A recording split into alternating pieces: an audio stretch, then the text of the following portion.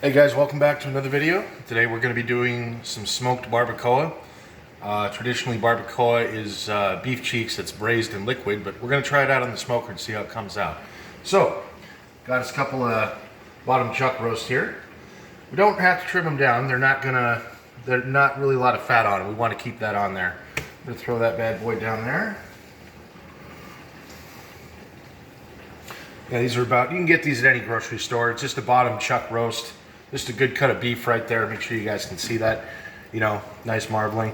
Only a little bit of fat there. You don't have to worry about that too much. That's going to render down, and like the brisket and the ribs I did, it's going to, come out just fine. So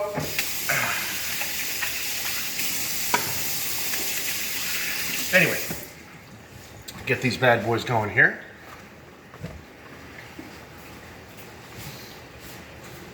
For seasoning, I'm just going to be adding just a little bit of salt.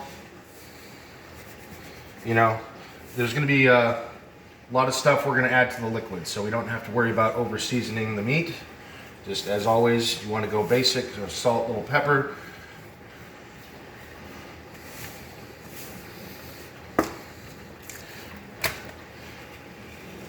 And just a nice little once over there. Don't have to worry too much. Like I said, we're going to add a lot of stuff to the liquid, and I'll go over that here in a minute.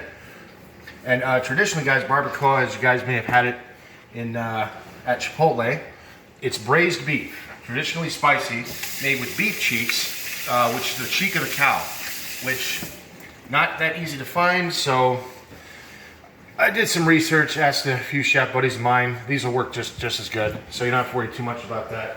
So just use a cheapy tin container here. We're gonna throw these right in there.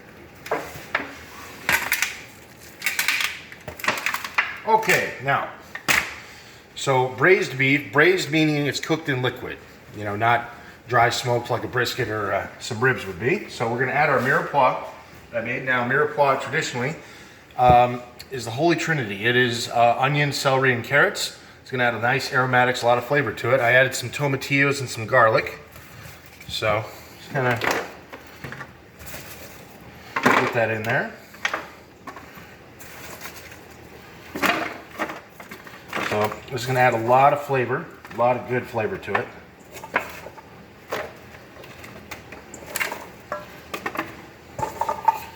And this is going to take, 6 or 7 hours. This isn't going to take long. So, anyway, set that down there. Now, I'm going to add just a little bit, some oranges. It's going to give a nice acidity, going to help break down that meat. You don't have to worry, you don't have to worry about perfect cuts, but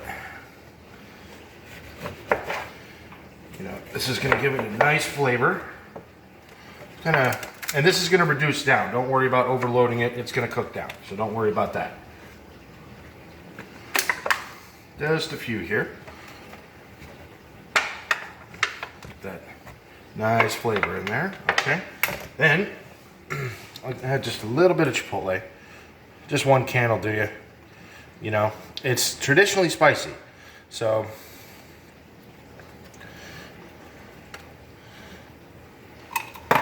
just kind of spread that around there. Get that flavor in that meat right there.